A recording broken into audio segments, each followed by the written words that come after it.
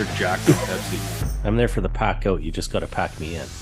Committed to the boat early on. Like, I love getting close and putting up. You cover a range of stuff on here too, right? Like, We call this the THP World Headquarters. You know, my grandpa Roy Weatherby. I came into like that golden little pocket where there was like 4 or 5 different bowls. Just You're Canadian? We're doing a Canadian podcast? My name's Douglas Bode. I'm Robbie Denning. Roy Candy. Thanks, Mike, for coming on the podcast. I appreciate it. You're one of those guys, man. I feel like just in the industry, you're filling that niche, and I love talking with that entrepreneurial mindset type of person, because especially in the hunting industry, there's so much of the same, and just the way things have been going, it just seems like there's these niche like markets emerging, and I kind of wanted to talk to you about like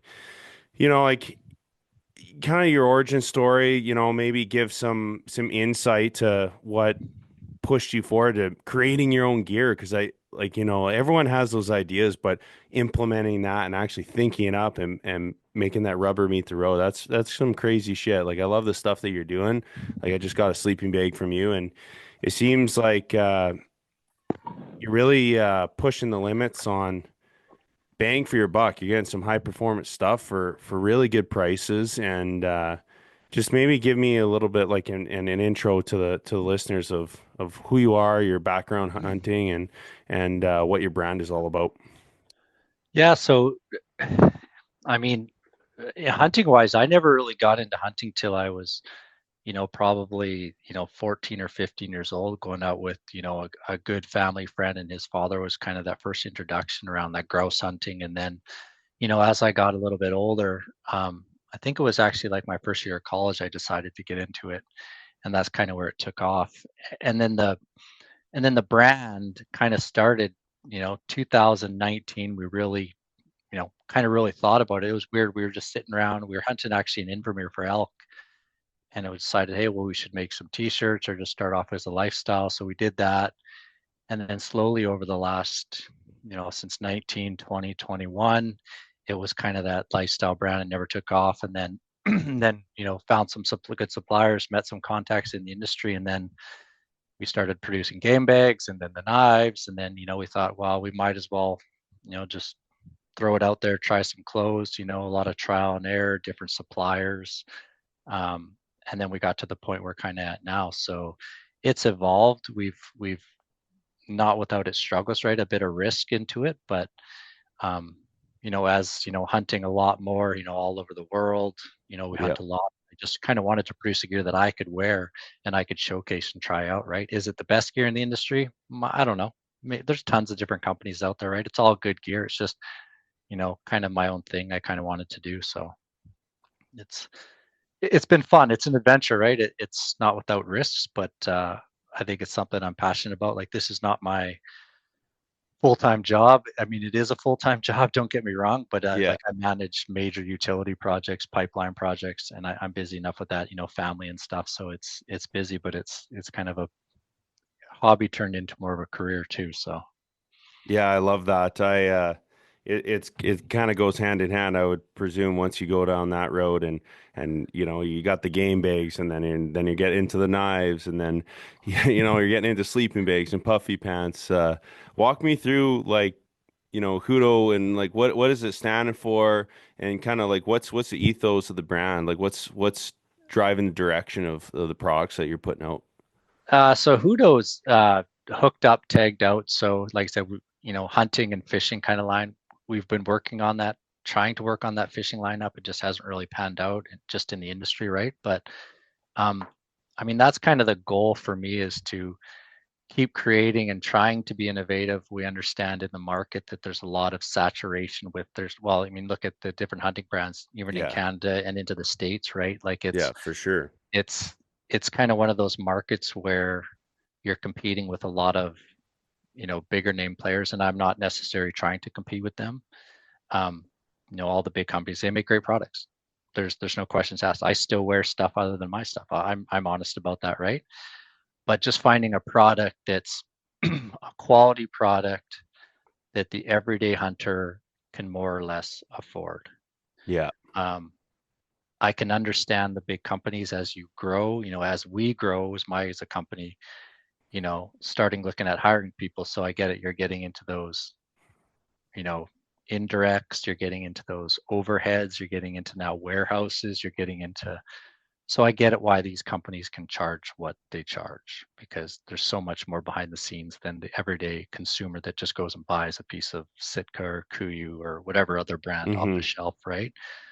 So that's why I think, dealing directly with the manufacturer, having it produced, designing stuff, and me getting it, there's no middleman in between. So I can compete competitively with other companies at a lower price, but still make the margins I need to make. Exactly. So, I think for most people too, it's a really good spot to be in, because I know for myself, like I want my kid, especially with like my kids, like I want my kids to have some really good stuff, but I also don't want to be breaking the bank, right? Like even for like myself, like puffy pants and like puffy shirts, like I'm not wearing it when I'm actively on the hunt. Like I'm stopped, right? So there's like really, like for me, that's a major thing that you've kind of tapped into, is getting the most bang for your buck, and just a different take on some of these items, right? Like I mean, like even like bags and stuff, like you're not getting 1,000 grain or gram down sleeping bags for 189, right? Like like you look online, it's 400 or 500 bucks, right? yeah. So you're So getting a lot of value, right? yeah, we did, again, that was another thing where it's like, we look at the market, and for me, like as an entrepreneur, and I did business through my schooling, so I've got that background as well. But always looking at the market for what's the next opportunity. Everybody does it. You look at the big, what's another company coming out? Can I produce Yeah. something similar, or can I produce something of the same quality? Like the down sleeping bags, we just kind of stumbled. The supplier reached out to me and said, hey, one of my existing suppliers reached out and said, hey, well, we got an in for sleeping bags. So do you want to try some? I was like, hey, sure. So I think it was back in October, who, when he reached out, and it was before. So October, we went to Greenland. We did the caribou muskox hunt there, and we trialed them there. Pretty cold weather. Like we were in, it's rough hunting camp. You're middle of Greenland, middle of nowhere, right? So we tried them out, and they were relatively warm, and we thought, well, let's give this a shot. And we produced a bit of a pre-sale, and, sold, I can't remember how many units, maybe 50, 60 units. So we thought, well, let's keep this going. So we bought more, and, it's a decent quality bag that's not going to break the bank. When you look at down, there's so many different levels of down. There's like extreme down, water resistant duck down. There's so many levels. You can go up into quality of down, but then you're going to pay that premium price. Like some of the bags that just were launched for some other companies I've looked at are like $1,200, $1,300. Yeah. So we decided to produce a mid down that's affordable, that everybody consumer can afford, right? With the economy, I'll just say it's challenging. I live in the Okanagan. It is not cheap to live in the Okanagan. Well, you get it. You got kids, right? Oh And yeah. family. Yeah, Yeah. it's like hockey and like baseball, and Yeah. like it's like every weekend away, like hotel. It's not like it was when I was a kid, right? But it's Yeah. Yeah, and especially if you want to gear up your, like my kids are running like high end stuff, right? yeah, So it's like I want them to roughly have the same level of gear that I am, and I feel like your brand's awesome for that, because yeah, I can have some pretty good confidence that they're going to get some really awesome gear, and it's pretty lightweight and pretty warm and got good durability. But let's be honest, like I'm not dropping 5K in camo for them, right? I yeah, want them to have a yeah, good time. I want them to be yeah, comfortable, but yeah. there's limits to everything in life, right? And yeah, so like what's your take on like where your brand's headed, and just the hunting industry in general? Like what do you see on the horizon as far as like what you need to be, or like you said, like finding these different niches and like your hunting experiences in the field, like um what have you noticed, and what are you starting to see emerge? I mean, in general, in the hunting industry, I mean, not to back, I don't know, I'll say 5 years ago, like, some of the big brands, I won't go into the names of them, but you'd see those everywhere. Like you'd see, and you still see it everywhere. And for a reason, those brands are big, they're established, they put a lot of effort into producing that and building that brand. And they're great. Like I said, the other products, I wear other products too. I've seen a shift in the industry, one, more or less kind of away from that camo. Everybody seems to be buying those neutral earth tone colors. Yeah, solids for sure. And then something like it go back to the economy, someone that can wear their hunting jacket out hunting, and then they can throw their gray puffy on and go to a hockey game and still wear not that camo. But I've seen kind of that shift, and maybe it's just me, but like you look at the big companies now that are selling, I find, and maybe it's just me, is that these big companies are putting on a lot bigger discounts on their products. Like before the big companies, you would never see 25, 35% off on these, big established companies. And you tend to see that a little more. I don't know if that's an industry shift because of the economy, but I kind of look at that and go, okay, well, I can't compete with these guys. These guys are putting on sales. So when it clicks in my brain, it's like, okay, well, there's got to be something in the industry where, maybe people can't afford it. Maybe just people have gone away from it, or maybe there's just a hole, and, with this whole tariffs and this whole stuff from the United States, that doesn't help Canada bringing in these big brands, because most of the big brands are out of the States, right? Yeah. I've had a lot of calls from retailers in the last, 4 or 5 months since these tariffs have been kind of like, threatened, I'll say. I mean, I'm not a politician, or I don't get into the politics, but it's like, I think it's a good for Canada. Do I think it's good in general for the world? I don't know, right? I'm not a politician, but I think there's a shift, and people are trying to get out there and hunt more and getting their kids into it, and they want something that's, like you said, one, is affordable, keeps you warm, keeps you comfortable, and is a decent product, right? It's kind of that balance between really, really high end quality, or like a good quality that's a good price, right? Yeah, for sure. What about your personal hunting career? What do you got going on there? I mean, this year, just probably some local stuff. Life is just really busy this year. We do a lot of Kootenai elk hunting. Jump down, see Peter. Maybe while I'm there, I always try to see him, but we always seem to dodge each other. Yeah. But last year we did a bit of traveling. We went to Greenland, did that hunt. Pretty cool experience. Tons of caribou, tons of muskox. Would I go back again? Yeah, maybe. Probably not Greenland. Alaska was cool. We did Alaska in August. Kind of that bucket list, grizzly bear, doll, caribou hunt was an experience. Beautiful country. And this year, it's just kind of that local, maybe jump back to Mexico in January, early next year, or maybe New Zealand to try it out.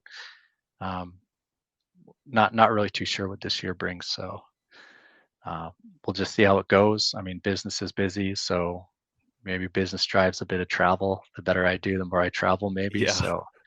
So, and it's one of those things, like I enjoy it. I enjoy traveling. I enjoy meeting people. The hunting is kind of helping me, pursue that passion to hunt places where, are more or less maybe, out of some people's reach, but it's definitely an experience that, people should do if you want to go on your bucket list hunt. I mean, life's short, man. Yeah. You got to do what you want. Money's money. Even coffins don't have pockets. So it's one of those things where you just got to jump and do it. Yeah. You can always make more money. Can't make more time, right? Can't make more time. And you get it with kids and family. It's kind of one of those things where it's like, I look back and, well, you guys the same. Anyone with kids is like, those moments when you hunt with your kids. Like my kids are young, just starting to get into it with me, and they love to go out, and you can't put a price tag on any of that. So yeah, no. And at the end of the day, you think about all your trophies, like your heads and stuff. Who's going to inherit that? If you don't get them out there and get them caring about this stuff, it's all going to go to a landfill, right? It's the experience and the stories behind it that makes a difference in their life. And I think for my son, like he shot 2 awesome bulls in a row, and I'm just like, this is the best ever. Like as a father, I'm like, this is, oh man, like I don't care what I do. This is amazing. Like like the experience, right? The whole hunt.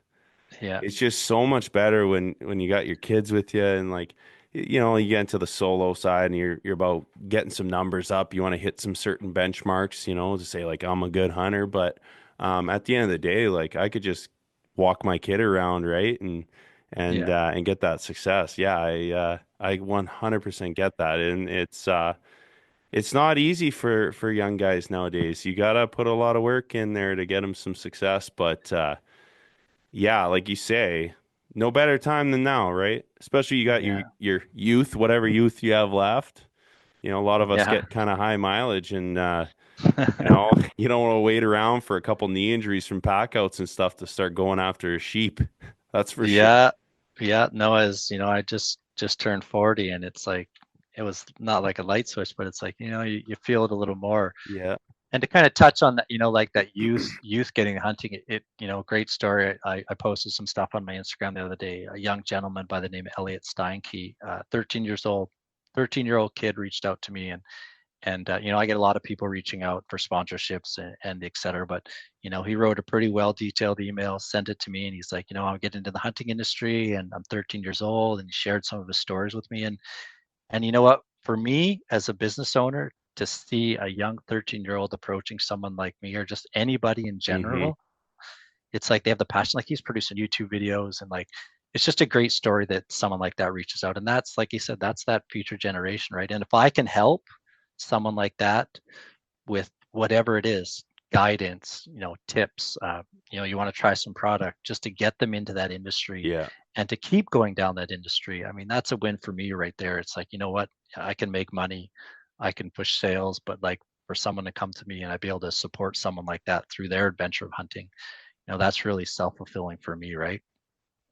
Yeah, that's awesome. Because yeah, I mean, like the youth, it is rare. It is rare because it's uncomfortable, right? And it takes a lot of hard work and dedication. It's, everyone wants the shiny reward at the end of the, they got they got the antlers, they got that grip and grin. But at the end of the day, it's a lot of work. I think like even for my kids, like we got to get out there, we got to get our gear in order, we got to get shooting, and going on your own without your parent too with you, that's daunting too. So for a young guy to reach out and he's getting after it, it's awesome to see that passion, right? And to support that, good on you, because like I say, that's the future. If we don't get them involved, we're probably not going to be hunting. Like we're a couple governments away from that being gone, right? That's a whole other conversation. But no, it's cool to see, right? It's and that's what we want to do is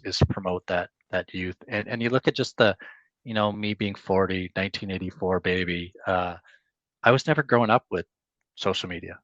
We had like MSN Messenger, like you had to sit at your computer, right? Yeah, I'm 37. I know exactly what you're talking about. So to see kids out there now with the distractions of the world, with social media and stuff is great, but people have to understand that it comes with repercussions, right? It's an addiction, right? So you need to get out there, and it's good to see those kids getting out there and getting away from that and wanting to spend time out in the wilderness, hiking, hunting, whatever it may be, and get away from that distraction of social media, right? It's like I said, it's a blessing and a curse, but it's something we have to deal with in the world we live in today.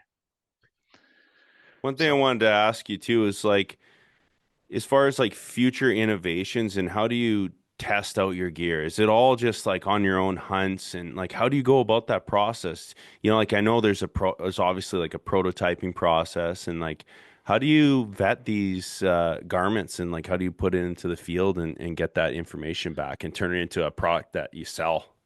Yeah, so it's a lot of that. So it's like the hunting industry. Like I know one of the First Light designers very well. He lives out of the Kootenays. I'm not sure if he works for First Light, but nice guy, really knowledgeable in that expertise of making clothing. So I've leaned on him a bit.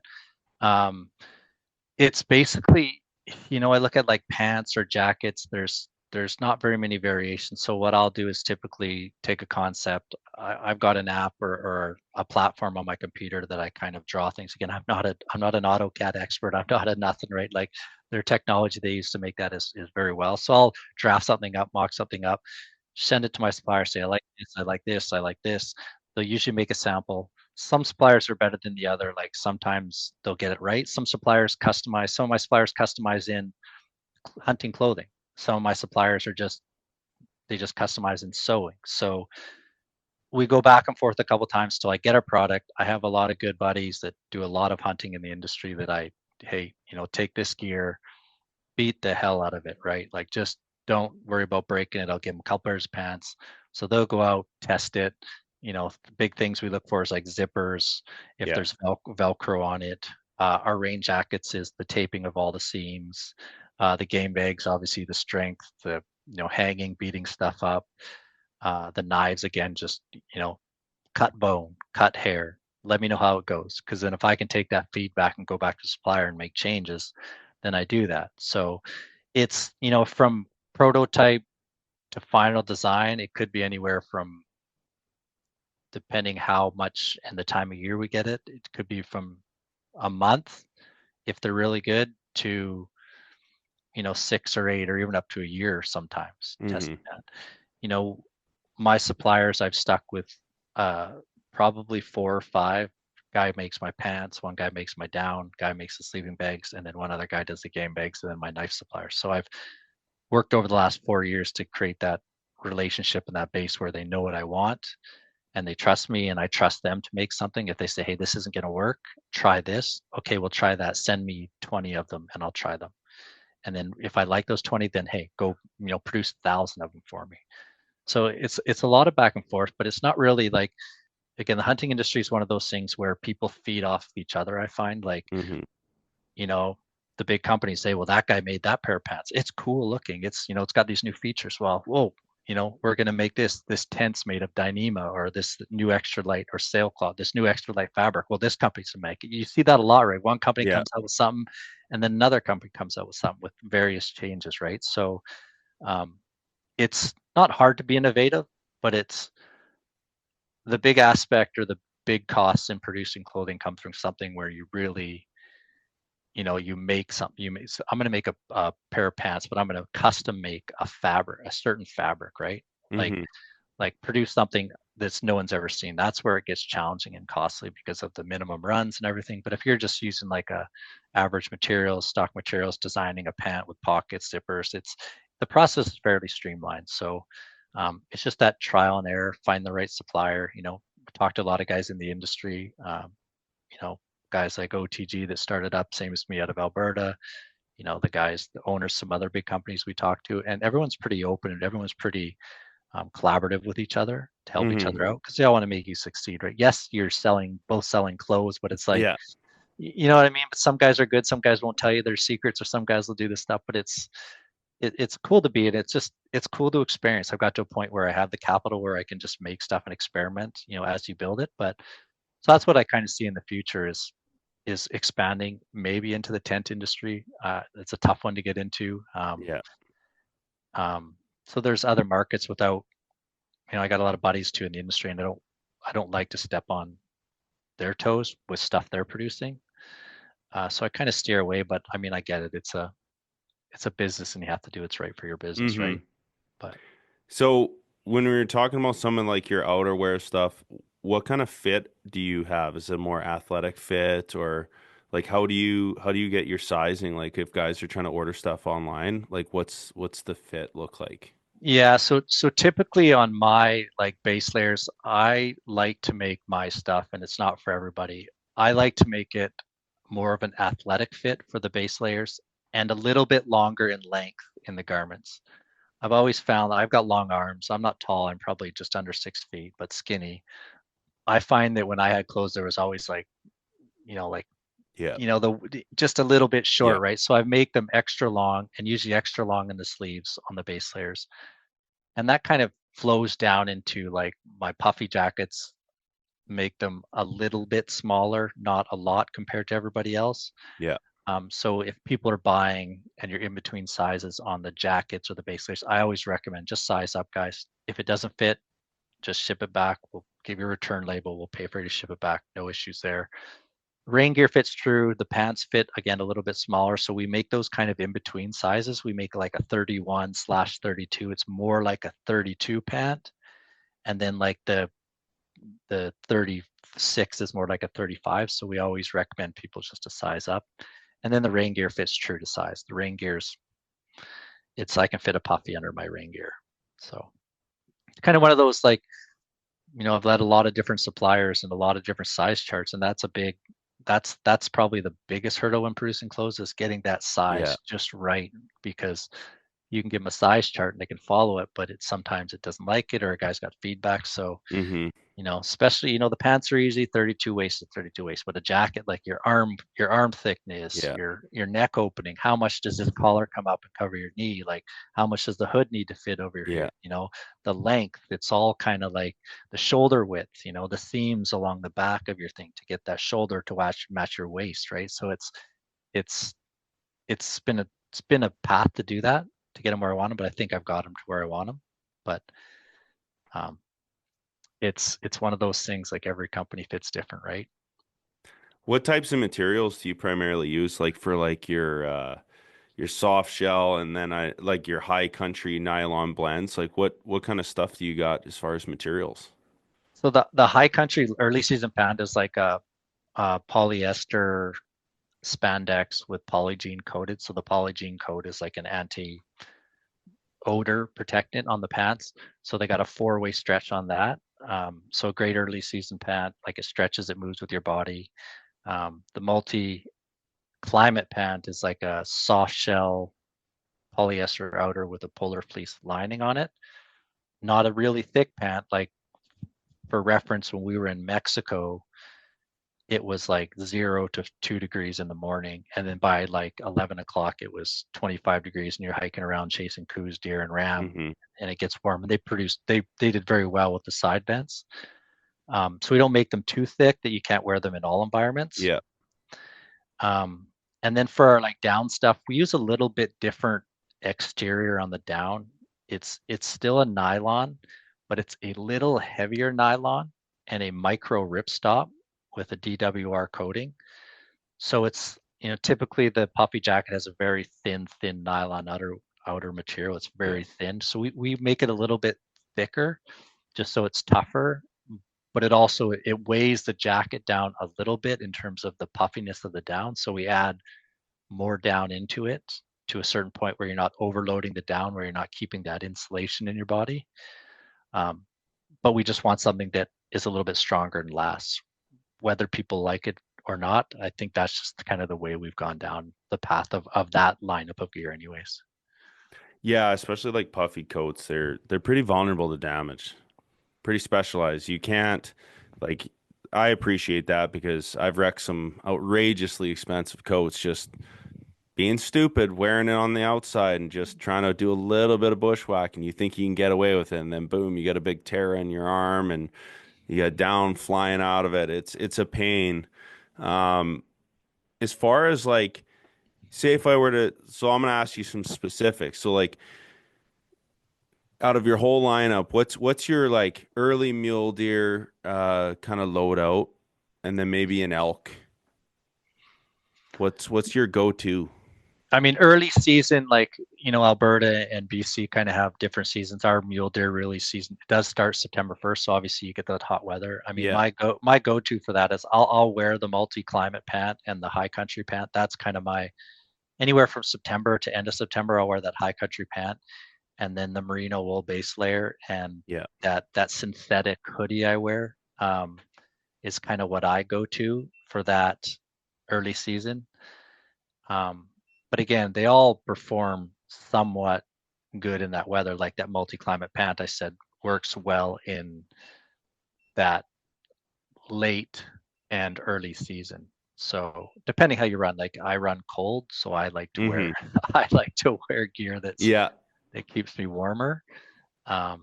So that's kind of that early season. Late season, like getting into October and stuff, is that multi-climate pant, and then my early season or 3M jacket, and the puffy jacket sometimes in October if I'm really cold. That's kind of my lineup, and then later season, the down pants. I wear the down pants basically all the time. I don't treat them as like a hiking pant or like a glassing pant. I just wear them all the time just because I run so cold being 165 pounds. And that It's just, explains the exterior, right? You want that yeah, tough exterior so you can yeah, hike in them. yeah. Yeah, I'm the same, like I run really hot.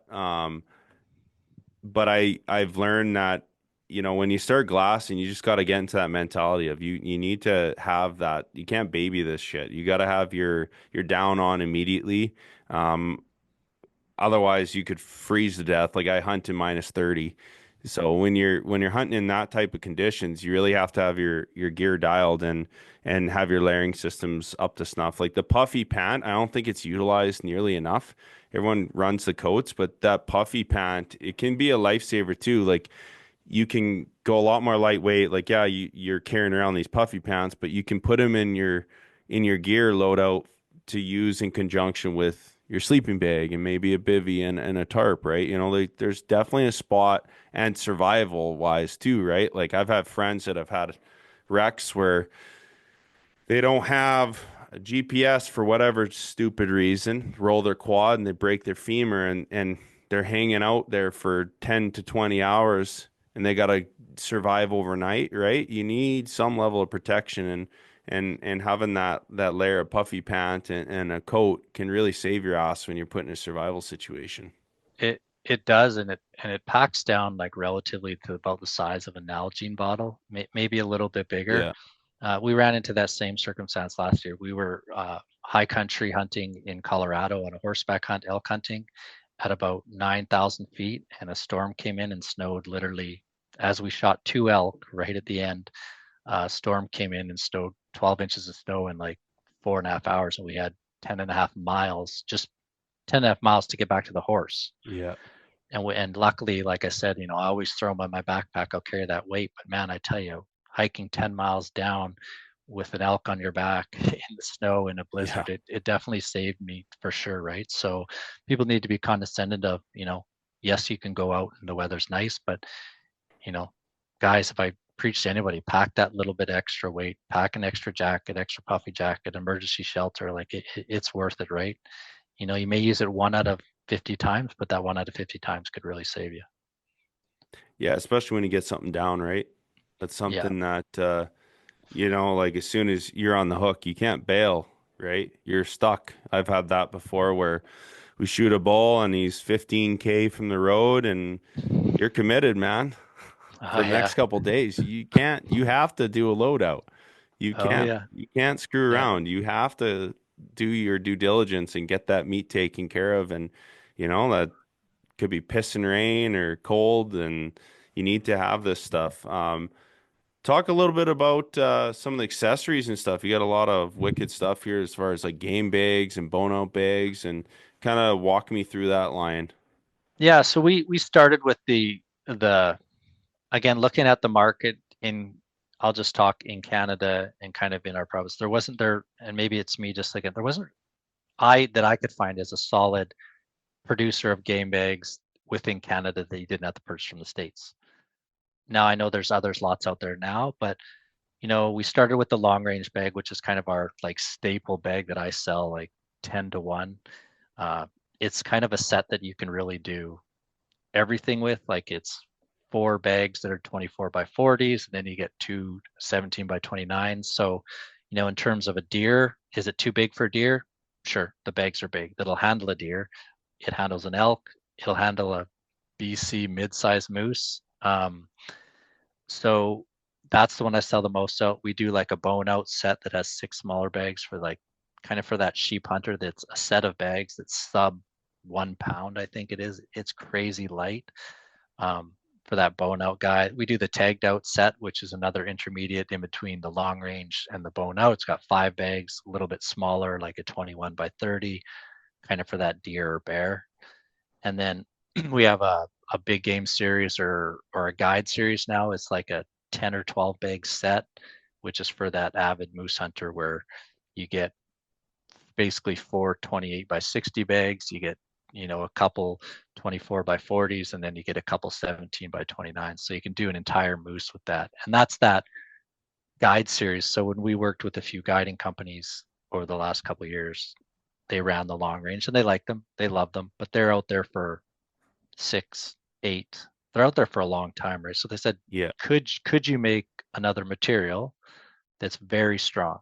And I said, yeah, well, let me look into it. I'll make a different material and try to make it just a little bit stronger because they use them and use them and use them as the customers come in and out, and they just wash it in a creek. So we made the guide series, which is it's double the weight of the other ones per set, but it is a lot stronger. It's got the handles, it's got the clips to easy hang. So we just launched that last year. We haven't really got it. I mean, we tested them, the material. I've had that material for a while, but we launched them, I think it was like December, just kind of out of hunting season. So I haven't really got a decent feel on how they'll do. I know the guides will buy them, but it is a heavier bag, so it doesn't necessarily market that backcountry hunter. Maybe the guys will carry them, but we'll see. Like, we've sold, I don't know, 30 or 40 in the last month or so to guys to try them. So we'll see how that goes. And then, always looking for different ways to produce something different, more innovative. Zipper bags we have, the easy folding bags that fold out if you're by yourself. You basically zippers on both sides, fold them out, deal with the quarter instead of trying to wrestle it in there by yourself. Lay it down on the bag, fold it over, and then zip it up, grab it, hang it, right? So those have been pretty good. Lots of clients like those. We don't sell as many of those just because the price point is a little higher, but it's definitely handy when you're by yourself. Trying to, well, how it is trying to fight a quarter into a game bag. It's exhausting. Usually I'm out of water too. It's usually the worst case scenario. I've had a couple where I'm like, I always forget how much suffering there is packing out an elk and breaking them down when you've ran out of water and it's in the plus 30 degrees Celsius range. It's god awful.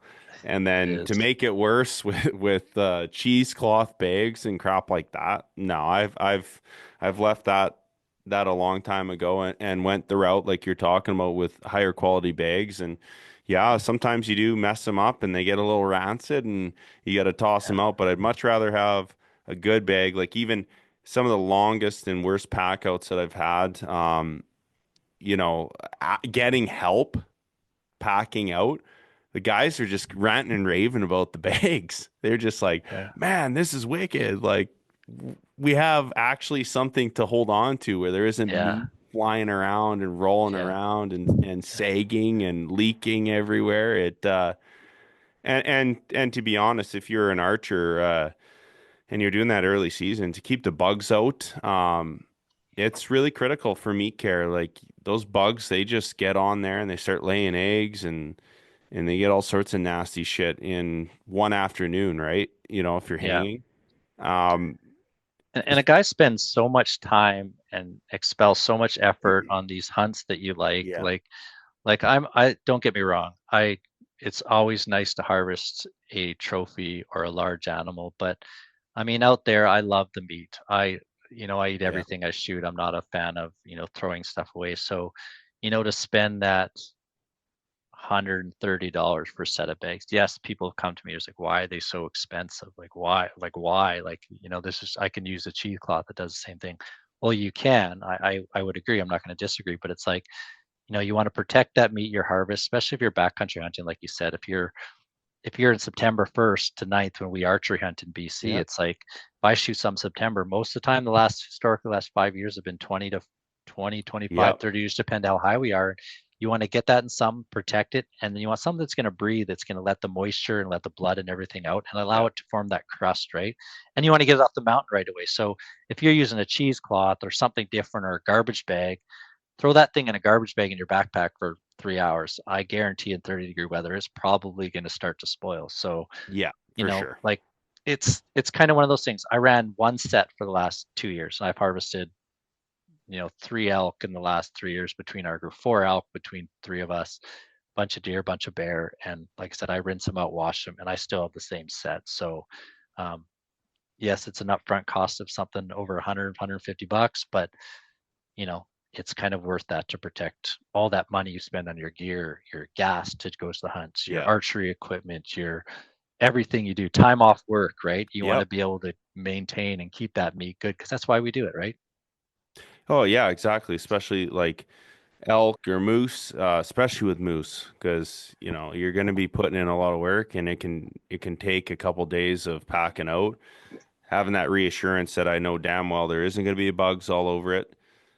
You are going to have that air movement, getting that nice crust, and you can hang it, and you got confidence it's not going to be contaminated.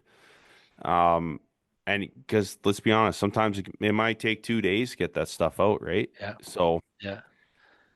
I mean, that's a big deal. I know for me that's been the one thing that I changed probably 2 to 3 years ago, and the meat quality went way up. It was just like you say, putting a little bit extra cost into the game bags, but man, lasts a lot better. You get that blood out of there. You can still pack out with a contractor bag. You put it in a bag, but then at least while it's hanging in a tree, it's safe. Yeah. It's cooled down. It's got a crust and it's Yeah. not dirty. Yeah, it's definitely worth the investment. I know we've looked at that market and we priced our point similar or better than most industry, or similar to other companies that sell bags, and trying to be a little bit below them but provide the same quality. I think we've maintained that quality. I've dealt with the same supplier on the same bags so for the last 4 years. So I mean, when I order them, I have no issues. It's coming the same. So um, yeah, it's one of those things that, if you're getting into hunting and serious hunting, it's an investment I would say to make 100%. Mm-hmm. So what's your vision for Huto, Mike? Like what's on the horizon? You're a pretty dialed individual. What do you Yeah, aspiring? we're we're growing. It's getting to the point where um, just for context, like I'm the one doing basically everything. I have a bit of help from other people, but packaging, and like my son helps me package. He's 6 years old. He loves to get into it. Yeah. It's me. It's now getting to the point where, I'm going to go right or I'm going to go left. It's like, Yeah. I'm getting to the point where I could do this as a full-time job and potentially, leave my real job, although very tough because I've been with the company for a long time. So pensions and the Yeah. whole works, right? I think we're going to just keep expanding on new products. Like I just got a bunch of samples the other day, some new pants, a different style of pant, like a thicker pant, another soft shell jacket, a midline puffy, it's kind of like a hybrid. I don't really know how to explain it. It's not a full puffy, but it's down, but it's thinner. So we're experimenting with a bunch of different stuff, and then just keep traveling and hunting and tapping into different markets where I see there's a gap, or where I see there's an opportunity as an entrepreneur. I'm going to jump on it, right? I have another side of my business where I do a lot of product sourcing as a product sourcing consultant for quite a few large companies, that I source products for them. So that's helped me fund this a little bit.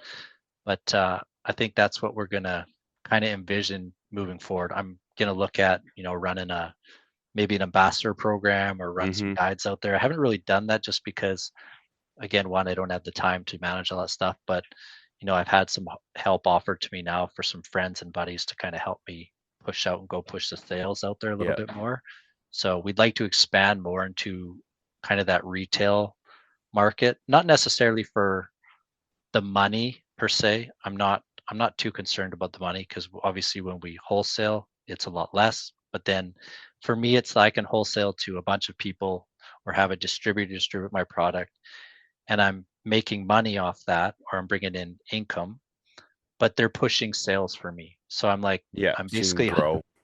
I'm hiring a salesman, but Yeah. I'm making money at it. I'm making less margins, but someone's out there distributing my product, getting into the Canadian Tires, getting into some of the bigger players all across Canada. So I've got a guy lined up. I'm working with him on the contract and the details of how that's going to happen. But that's kind of my vision, to let someone push volume and promote it for me. Will I do that all the time? I don't know. Once the brand's out there and people start knowing it, then maybe we look at shifting our vision of going somewhere else. And it's kind of that, how do we tap the market the best we can with the resources I have and my time with family and kids. It's kind of one of those Yeah. balancing acts, right? Like if I quit and gave it my all, I don't have any questions it would do well.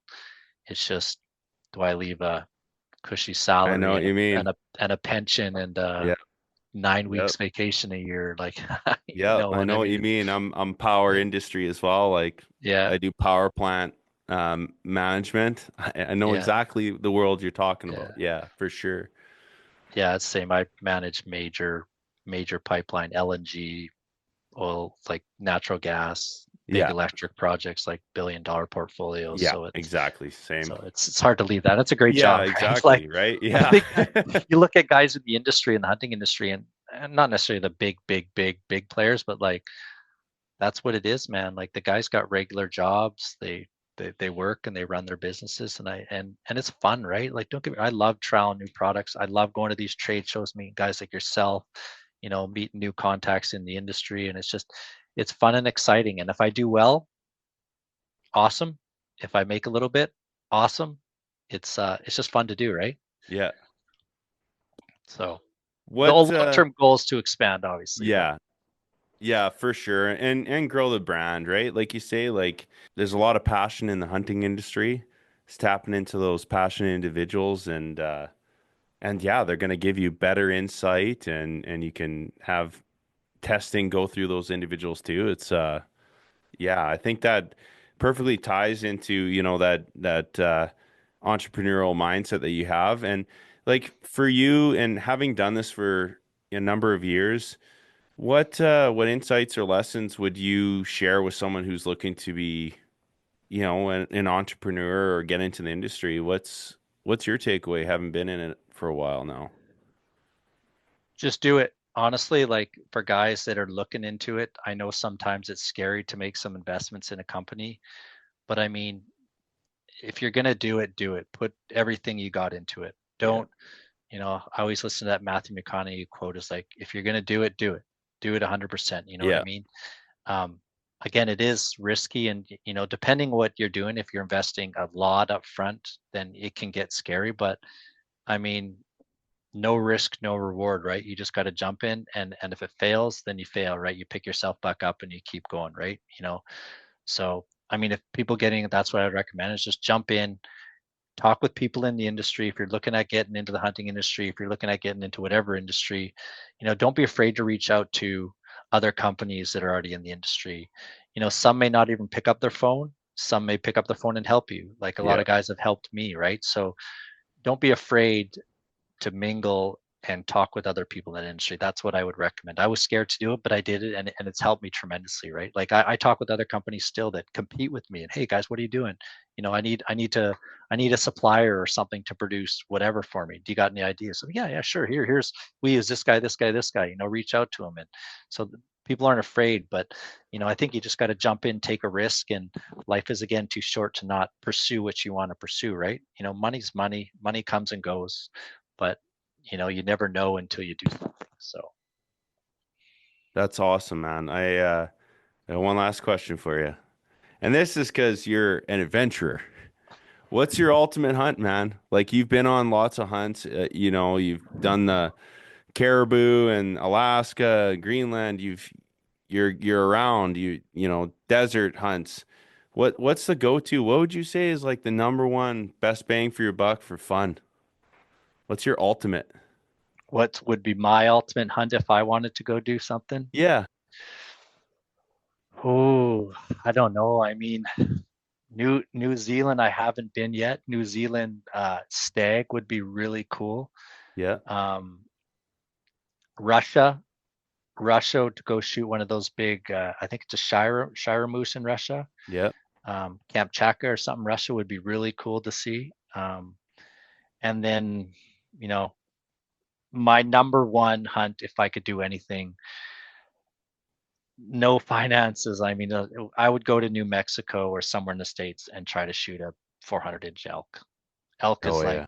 Elk is by far the funnest hunt for me to do. So if I could go anywhere in the world where I had the best elk, money didn't matter.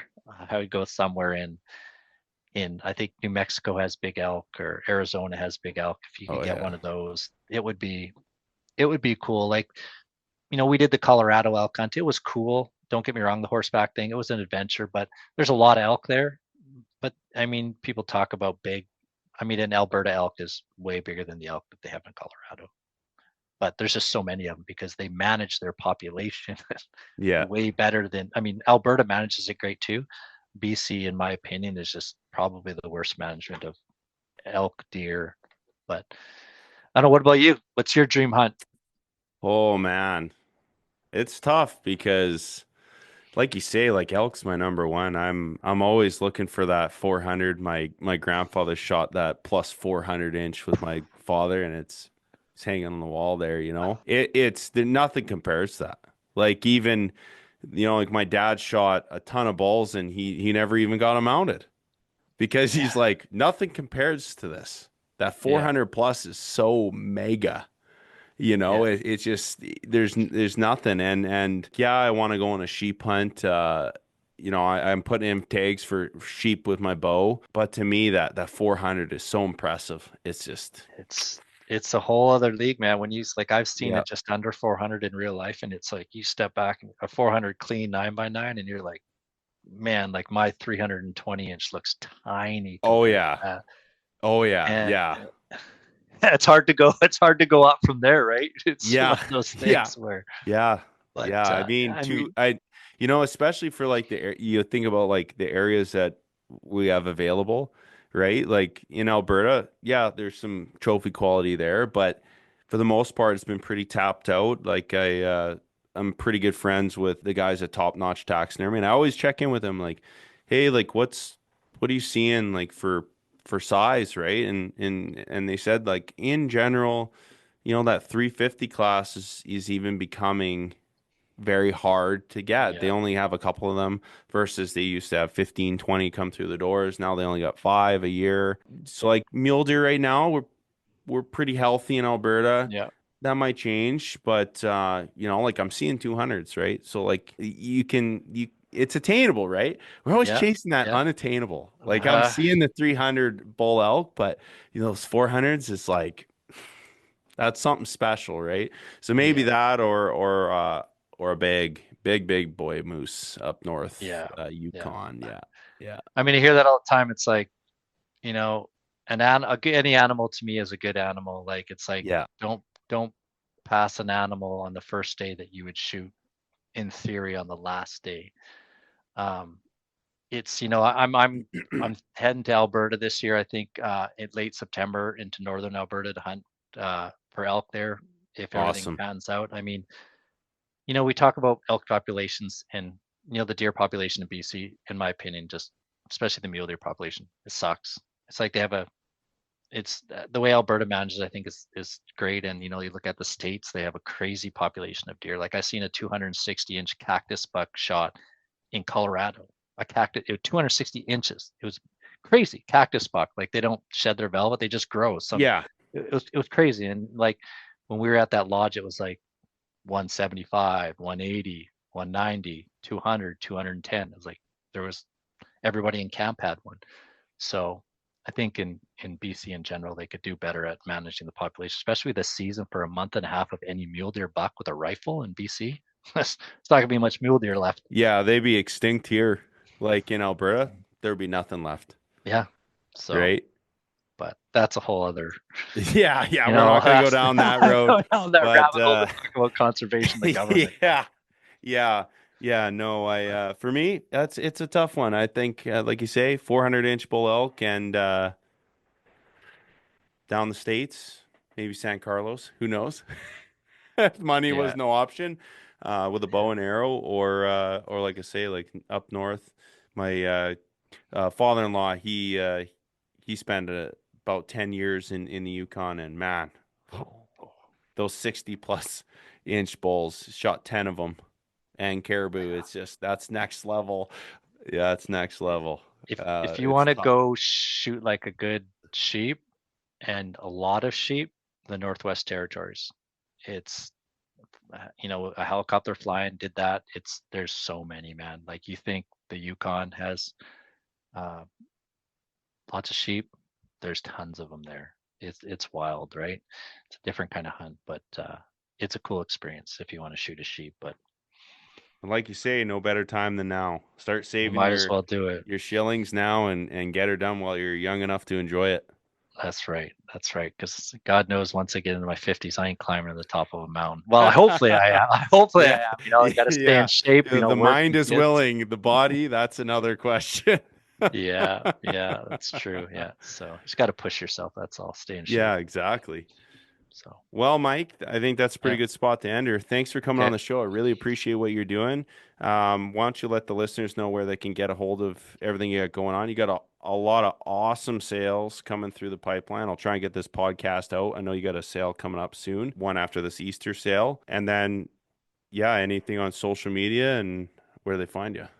Yeah, just reach out Instagram or just Huto Lifestyle, Facebook or Huto Lifestyle, and then just the website www.hutolifestyle.ca. Guys, like I said, I'm the owner, I'm the manager, I run the business from everything, every aspect of it. So when you're buying something, it's coming from me. You know, sometimes my kids help me package it. So if you're getting the wrong stuff, we'll make it right. But don't hesitate to reach out to me, guys. I'm always here. I'll always respond, probably within 5 hours or a day. But again, I appreciate you having me on here for the podcast. It's nice to talk with guys like you and kind of get outside that industry and talk with different people. And thank you. So I really appreciate that.